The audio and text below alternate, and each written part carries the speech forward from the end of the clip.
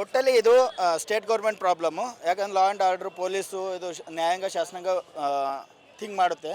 So ಇದು ನಿನ್ನೆ trophy win ಆಯಿತು. ಸೊ ನಮ್ಮ ಬೆಂಗಳೂರೇನು ಮೆಟ್ರೋ ಸಿಟಿ, ಪರ್ ಸ್ಕ್ವೇರ್ ಕಿಲೋಮೀಟ್ರಲ್ಲಿ ಎಷ್ಟು 1000 ಜನ ಇರ್ತಾರೆ, ಅದಕ್ಕಿಂತ ಜಾಸ್ತಿನೇ ಈ ಒಂದು ಇರೋದು. ಇದು ನಮ್ಮ ಸ್ಟ್ರೀಟು, ಬೆಂಗಳೂರು ಸ್ಟ್ರೀಟ್ಗಳು ಅಷ್ಟು ದೊಡ್ಡದಿಲ್ಲ. ಸೊ ಅದಕ್ಕೋಸ್ಕರ ನಮ್ಮದು ಏನು ಸ್ಟೇಟ್ ಗೌರ್ಮೆಂಟ್ ಏನಿದೆ, ಇದು ಇವೆಂಟು ಇನ್ನೂ ಸ್ವಲ್ಪ ಸ್ಟ್ಯಾಂಡರ್ಡ್ ಒಂದು ಲೆವೆಲಿಗೆ ರೀಚ್ ಮಾಡಬೇಕಂದ್ರೆ ಅಟ್ಲೀಸ್ಟ್ 1 or 2 or 3 ಡೇಸ್ ಮಾಡಿದರೆ ಪ್ರಾಪರಾಗಿ ಎಲ್ರಿಗೂ ಟಿಕೆಟ್ ಸಿಗ್ತಿತ್ತು, ಪ್ರಾಪರಾಗಿ ಮ್ಯಾನೇಜ್ಮೆಂಟ್ ಮಾಡಬೇಕಾಗಿತ್ತು. ಈ ಪೊಲೀಸ್ರಿಗೆ ಯಾರು ಏನು ಕಂಟ್ರೋಲ್ ಇಲ್ಲ, ಪೊಲೀಸ್ರೇನು ಯಾರಿಗೆ ಇದು ಮಾಡಿರಲ್ಲ.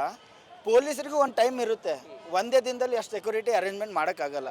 ಸೊ ಇದು ಸ್ಟೇಟ್ ಗೌರ್ಮೆಂಟ್ ಏನೋ, ಇದು 18 ವರ್ಷದ ಮೇಲೆ ನಾವು ಗೆದ್ದಿದ್ದೀವಿ. ಸೊ ಇದ್ರ ಸೆಲೆಬ್ರೇಷನ್ ಇಷ್ಟೇ ಚಿಕ್ಕದಾಗಿದ್ದು ನಮ್ಗೆ ಖುಷಿ ಕೊಟ್ಟಿಲ್ಲ ಒಬ್ಬರು. ನಾವು ಎಲ್ಲ ಹೇಳ್ಕೊತ ಹೋಗಿ ನೋಡಿರೋದು, ನಮ್ಮದು ನ್ಯಾಯ ವ್ಯವಸ್ಥೆನೇ ಆಗಿರೋದಲ್ಲಿ.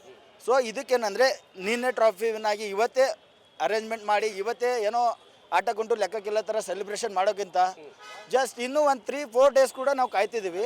3-4 ಡೇಸ್ ಟೈಮ್ ಕೊಟ್ಟು ಇದು ಏನಾರು ಮಾಡಿದರೆ ವರ್ಲ್ಡ್ ವೈಡ್ದಾಗೆ ಸೆಲೆಬ್ರೇಷನ್ ಆಗಿರೋದು. ಇದು world wide number 1 celebration RCB celebration ಆಗಿರೋದು. ಸೊ ಸ್ಟೇಟ್ ಗೌರ್ಮೆಂಟ್ ಫೇಲ್ ಆಗಿದೆ ಇದು ಮ್ಯಾನೇಜ್ಮೆಂಟ್ ಇದು ಮಾಡೋದು ಅಷ್ಟೇ.